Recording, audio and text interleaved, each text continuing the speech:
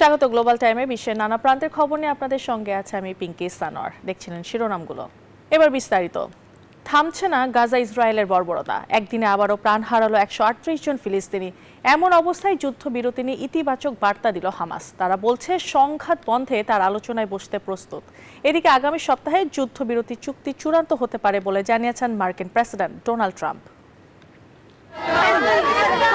থামছেই না গাজাবাসীর কান্না।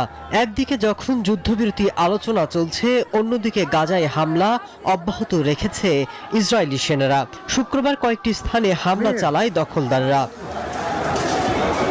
শুক্রবার গাজা সিটির আল সাবরাতে ড্রোন হামলায় প্রাণ গেছে কয়েকজনের। খান ইউনিস, জাবালিয়াতেও প্রাণ হারিয়েছে অনেকে। রাফায় গুলিবিদ্ধ হয়েছেন আইসিআরসির ফিল্ড হাসপাতালের স্বাস্থ্যকর্মী। কেন মারছেন জবাব দিতে পারবেন? আমরা সাধারণ মানুষ, হঠাৎ করেই হামলা করে আমাদের কেন মারছেন? যুক্তরাষ্ট্র সমর্থিত নতুন যুদ্ধবিরতির প্রস্তাব যুদ্ধের অবসান ঘটাবে এমন নিশ্চয়তা চান হামাস। তারা বলছেন যুদ্ধ বন্ধে তারা ট্রাম্পের প্রস্তাব ইতিবাচক দেখছেন। এমন অবস্থায় তারা আলোচনার জন্য প্রস্তুত রয়েছেন। মার্কিন প্রেসিডেন্ট ডোনাল্ড ট্রাম্প গাজায় যুদ্ধবিরতি নিয়ে 60 দিনের একটি চূড়ান্ত প্রস্তাব ঘোষণা করেছেন। এমন অবস্থায় ট্রাম্প মন্তব্য করলেন, আগামী সপ্তাহে চূড়ান্ত হতে পারে যুদ্ধবিরতি চুক্তি। এদিকে জাতিসংঘের তথ্য বলছে গাজায় 85% এলাকাকে সামরিক অঞ্চল ঘোষণা করেছে ইসরায়েল। শুধু মার্চের পর থেকেই গৃহহীন হয়েছেন 7,14,000 মানুষ। এমন অবস্থায় ইসরায়েলের সাথে সব ধরনের বাণিজ্যিক এবং আর্থিক সম্পর্ক ছিন্ন করতে বিশ্ব সম্প্রদায়ের প্রতি আহ্বান জানিয়েছেন জাতিসংঘের ফিলিস্তিনি বিশেষ দূত আলবেনিজ। সেই সাথে দেশটির উপর অস্ত্র নিষেধাজ্ঞা আরোপের আহ্বান জানান তিনি। মাসুদ রানা, নিউজ 24। পশ্চিম তীরে ইসরায়েলের হামলা ও দমন পীড়নের মাত্রা পৌঁছেছে উদ্বেগজনক পর্যায়ে। প্রাণ বাঁচাতে শুক্রবারেও ঘরবাড়ি ছেড়ে পালিয়েছেন অন্তত 30টি পরিবার। এরই মধ্যে আন্তর্জাতিক গণমাধ্যমের প্রতিবেদনে বলা হয়, নেতানিয়াহুর আমলে পশ্চিম তীরে বসতি স্থাপনের হার বেড়েছে প্রায় 40%। লোহার শীট এবং কাঠের তক্তা দিয়ে নির্মিত বাড়িগুলো ভেঙে ফেলছেন পশ্চিম তীরের ফিলিস্তিনিরা। আর দূর থেকে অস্ত্র হাতে সেদিকেই নজর অবৈধ ইসরায়েলি বসতি স্থাপনকারীদের। প্রত্যন্ত অঞ্চল জর্ডান ভ্যালির ঘরবাড়ি হারিয়ে নিঃস্ব ফিলিস্তিনিরা গণমাধ্যমকে জানান, ইসরায়েলি বাহিনীর হয়রানি ও সহিংসতার কারণে 30টি পরিবার তাদের বাড়ি ছেড়ে যেতে বাধ্য হয়েছে।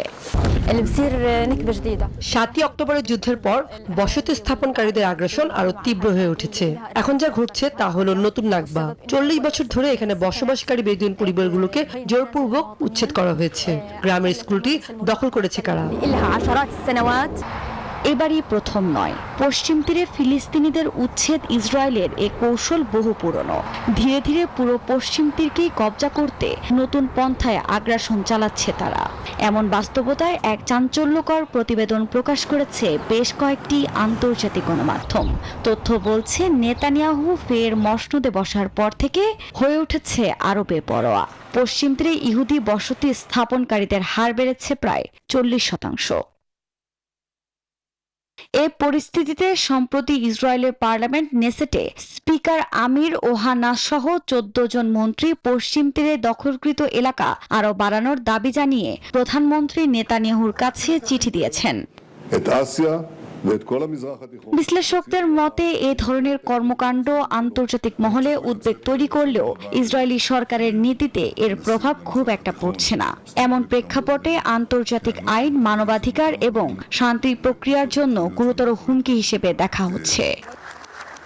আফরিন মৌ, নিউজ 24। পারমাণবিক কেন্দ্রে যুক্তরাষ্ট্রের ভয়াবহ হামলার পরও নিজের অবস্থান থেকে এক চুলও সরেনি ইরান। এমনকি পারমাণবিক কর্মসূচি পরিদর্শনের অনুমতি দেয়নি তেহরান। এমনকি ইউরেনিয়াম সমৃদ্ধকরণ বন্ধ করতেও সম্মত হয়নি বলে জানিয়েছেন মার্কিন প্রেসিডেন্ট ডোনাল্ড ট্রাম্প। এমন প্রেক্ষাপটে আন্তর্জাতিক মহলে ফের আলোচনায় ইরানের পারমাণবিক কর্মসূচি। ইরানের পারমাণবিক কর্মসূচিকে গুড়িয়ে দিতে নানা কূটকৌশল অবলম্বন করেছেন মার্কিন প্রেসিডেন্ট ডোনাল্ড ট্রাম্প। সর্বশেষ পদক্ষেপ ইরানের 3 পারমাণবিক স্থাপনায় মার্কিন হামলা। তবে এত কিছুর পরও নিজেদের অবস্থান থেকে এক চুল সরেনি খামেনির দেশ। উল্টো পশ্চিমা ও ইসরায়েলি হুমকি উপেক্ষা করেই পরমাণু স্থাপনা পরিদর্শনে IAEA পরিদর্শকদের বাধা দিয়েছে তেহরান। এ পরিস্থিতি নিয়ে এবার মুখ খুলেছেন মার্কিন প্রেসিডেন্ট ডোনাল্ড ট্রাম্প। এক বিবৃতিতে অভিযোগ করেন ইউরেনিয়াম সমৃদ্ধিকরণ কার্যক্রম বন্ধে রাজি হয়নি ইরান।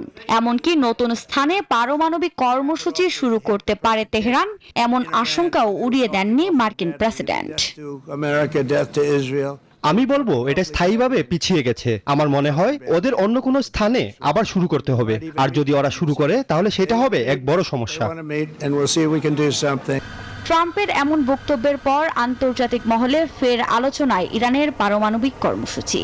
এমন প্রেক্ষাপটে ইরানের সশস্ত্র বাহিনীর প্রধান আব্দুর রহিম মুসাভি হুঁশিয়ারি দিয়েছেন, ইসরায়েল আবার হামলা চালালে তার ফলাফল ভালো হবে না, যেখানে যুক্তরাষ্ট্র চাইলেও নেতানিয়াহুকে বাঁচাতে পারবে না বলেও জানান তিনি। এদিকে আন্তর্জাতিক আইন অনুযায়ী বৈধ আত্মরক্ষার অধিকার প্রয়োগ করে ইসরায়েলকে চরম শিক্ষা দিয়েছে বলে মন্তব্য করেছেন ইরানের প্রেসিডেন্ট মাসুদ পেজিশকিয়ান। আফরিন মৌ, নিউজ 24। প্রাকৃতিক দুর্যোগে বিপর্যস্ত বিশ্ব। ইউরোপ জুড়ে তীব্র তাপদাহে নাজেহাল বাসিন্দারা। মৃত্যু হয়েছে অন্তত 8 জনের। এরই মধ্যে যুক্তরাষ্ট্রের টেক্সাস অঙ্গরাজ্যে ভয়াবহ বন্যায় 13 জনের মৃত্যু হয়েছে। নিখোঁজ রয়েছেন অন্তত 20 জন শিশু। এদিকে বন্যার তীব্রতা বাড়ছে ভারত পাকিস্তানে। ইউরোপে সবে শুরু হয়েছে গ্রীষ্মকাল। এরই মধ্যে হাঁসফাঁস অবস্থা মহাদেশের বেশিরভাগ অংশে। সপ্তাহ পার হলেও কমেনি তাপদাহের মাত্রা। কোথাও কোথাও তাপমাত্রা ছাড়িয়ে গেছে 46 ডিগ্রি সেলসিয়াস। বাড়ি থেকে বের হলেই অসুস্থতা বোধ করছে। চলতি সপ্তাহে আরও গরম বেড়েছে। এটা অব্যাহত থাকলে বাড়িতেই বসে থাকতে হতে পারে। চলতি বছর বৈশ্বিক উষ্ণতার রেকর্ড ছাড়াতে পারে। এর মধ্যে ইউরোপের একাধিক দেশ পুড়ছে দাবানলের আগুনে। অসহনীয় গরমে মৃত্যুর পাশাপাশি হাসপাতালগুলোতে বাড়ছে রোগীর সংখ্যা।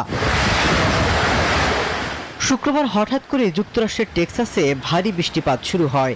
এতে গুয়াদালোপে নদীর পানি 45 মিনিটের মধ্যে 26 ফুট বেড়ে গিয়ে ভয়াবহ বন্যার সৃষ্টি হয়। কর্তৃপক্ষ জানিয়েছে অন্তত 20 জন মেয়ে শিশু বন্যায় নিখোঁজ রয়েছেন, যারা গ্রীষ্মকালীন একটি ক্যাম্পে অংশ নিয়েছিল। এরই মধ্যে বন্যা কবলিত এলাকাগুলোতে বড় পরিসরে উদ্ধার অভিযান চালানো হচ্ছে।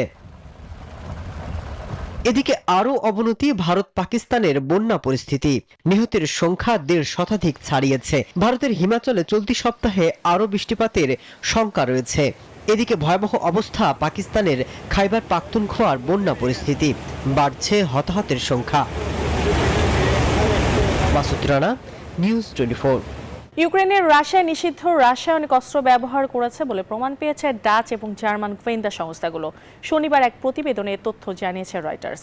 বলা হয়, ইউক্রেন যুদ্ধে রাশিয়া নিষিদ্ধ রাসায়নিক অস্ত্রের ব্যাপক ব্যবহারের প্রমাণ সংগ্রহ করেছে সংস্থাগুলো। এতে ড্রোন থেকে শ্বাসরোধকারী চকিং এজেন্ট নামে এক ধরনের অস্ত্র ফেলা হয়েছে। এর আগে ইউক্রেন ও রাশিয়ার বিরুদ্ধে বারংবার রাসায়নিক অস্ত্র ব্যবহারের ঘটনায় অভিযোগ করেছে, যদিও বরাবরই এসব অভিযোগ অস্বীকার করে আসছে মস্কো। যুক্তরাষ্ট্রের নতুন শুল্ক আরোপ নিয়ে উদ্বেগে এশিয়া ও ইউরোপ সহ বিশ্বজুড়ে শেয়ার বাজারে বড় ধরনের পতন ঘটেছে। আতঙ্কিত জার্মানি ফ্র্যাঙ্কফুর্ট শেয়ার বাজারে বিনিয়োগকারীরা নতুন এই অর্থনৈতিক বিল ও মার্কিন ঋণ পরিস্থিতি নিয়ে পর্যবেক্ষণ করছেন গভীরভাবে। এদিকে যুক্তরাষ্ট্রে বিনিয়োগ স্থগিত করতে ইউরোপীয় কোম্পানিগুলোর প্রতি আহ্বান জানিয়েছেন ফরাসি প্রেসিডেন্ট এমানুয়েল ম্যাক্রো। 2020 সালের ফেব্রুয়ারিতে কোভিড মহামারীর পূর্বাভাসে বৈশ্বিক শেয়ার বাজারে ধসের পর গত বুধবার যুক্তরাষ্ট্র ও এশিয়া প্যাসিফিক অঞ্চলের শেয়ার বাজার সবচেয়ে বেশি দরপতন দেখেছে। শুক্রবার বিনিয়োগকারীরা যখন মার্কিন প্রেসিডেন্ট ডোনাল্ড ট্রাম্পের নতুন পাস হওয়া আইন বিগ বিউটিফুল বিল এবং আসন্ন শুল্ক আরোপের সময়সীমা নিয়ে ভাবছেন, ঠিক তখনই ইউরোপীয় শেয়ার বাজারে নামে ধস। ট্রাম্পের বিল নিয়ে সমালোচনা মুখর বিভিন্ন ব্যবসায়ী প্রতিষ্ঠান। ট্রাম্প একজন চুক্তিবাজ নেতা। অতীতে যেমন হয়েছে এবারও হয়তো শেষ মুহূর্তে একটা সমঝোতা হবে, তাই বাজার এখনো পুরোপুরি আতঙ্কিত নয়। বর্তমান শুল্ক ব্যবস্থা শিল্পের জন্য অত্যন্ত ক্ষতিকর এবং দ্রুত একটি প্রাথমিক চুক্তি হওয়া জরুরি। এদিকে ডোনাল্ড ট্রাম্পের শুল্ক আরোপের জবাবে পাল্টা শুল্ক আরোপ করেছে চীন। পাল্টা ব্যবস্থায় শুল্ক আরোপের ঘোষণা আসছে ইউরোপ থেকেও। এদিকে বাণিজ্য যুদ্ধ তীব্র আকার ধারণ করার সম্ভাবনা রয়েছে। অপরদিকে যুক্তরাষ্ট্রে বিনিয়োগ স্থগিত করতে ইউরোপীয় নেতাদের প্রতি আহ্বান জানিয়েছেন ফ্রান্সের প্রেসিডেন্ট। ইতোমধ্যে বিশ্বের বড় কোম্পানিগুলো বাজার মূল্য হারিয়েছে কয়েক ট্রিলিয়ন ডলার। অবশ্য এই শুল্ক আরোপকে মেডিসিন হিসেবে উল্লেখ করেছেন মার্কিন প্রেসিডেন্ট ডোনাল্ড ট্রাম্প। বিশ্লেষকরা বলছেন ট্রাম্পের এই শুল্ক মেডিসিন বিশ্ব অর্থনীতিতে ধ্বংসযজ্ঞ শুরু করেছে। মার্কিন শেয়ার মার্কেটের ভবিষ্যৎ এখন অনিশ্চয়তার মুখে পড়েছে। Desk report, news 24। বিশ্বজুড়ে আলোচনা এখন নেটফ্লিক্সের Korean series squid game season 3 মুক্তির প্রথম দিনেই অতীতের সব রেকর্ড ভেঙে দিয়েছে এবারের মৌসুম। সাড়া ফেলেছে সিরিজটির খেলাগুলো। টাকার জন্য মরণ খেলায় সাজানো সিরিজ স্কুইড গেম এখন বাস্তব জীবনেও ছড়িয়ে পড়েছে। সিরিজের নানা খেলা বাস্তবেও খেলতে শুরু করেছেন ভক্ত অনুরাগীরা। জীবন যুদ্ধে হতাশাগ্রস্ত নানা সমস্যা আর ঋণে জর্জরিত কিছু মানুষের গল্প নিয়ে নির্মিত হয় স্কুইড গেম। 2021 সালের 17 সেপ্টেম্বর নেটফ্লিক্সে মুক্তি পায় সিরিজটি। ওয়াং ডং হিউকের রচনা আর পরিচালনায় নির্মিত এই সিরিজটি মুক্তির পরপরই জনপ্রিয়তার শীর্ষে পৌঁছে যায়। সম্প্রতি সিরিজটির সিজন 3-কে অন্তিম সিজন হিসেবে প্রচার করেছে নেটফ্লিক্স। 27 জুন মুক্তির পর মাত্র 3 দিনে ভিউ ছাড়িয়ে যায় 6 কোটি 10 লাখ। বিশ্বব্যাপী ছড়িয়ে পড়ে এর জনপ্রিয়তাও। শেষ সিরিজের প্রচারণায় চলছে ইন্দোনেশিয়াতে। জাকার্তার রাস্তায় এই উপলক্ষে নানা ধরনের খেলার আয়োজন করা হয়। এ সময় খেলায় মেতে ওঠেন ভক্তরাও। অভিনব উপায়ে অর্থ উপার্জন বেশ মুগ্ধ করেছে। আসলে আমি দেখছিলাম বাস্তবে এই খেলা কেমন লাগে। এদিকে স্কুইড গেম টিম ভক্তদের জন্য আয়োজন করেছে মনোমুগ্ধকর এক প্যারেড। দক্ষিণ কোরিয়ার রাজধানী সিউলের সড়কে আয়োজনে অংশ নেন সিরিজের বেশ কয়েকজন তারকাও। মাসুদ রানা, নিউজ 24। আর এই ছিল নিউজ 24 গ্লোবাল টাইম এখনকার মতো আয়োজন। এতক্ষণ সাথে থাকার জন্য ধন্যবাদ সবাইকে।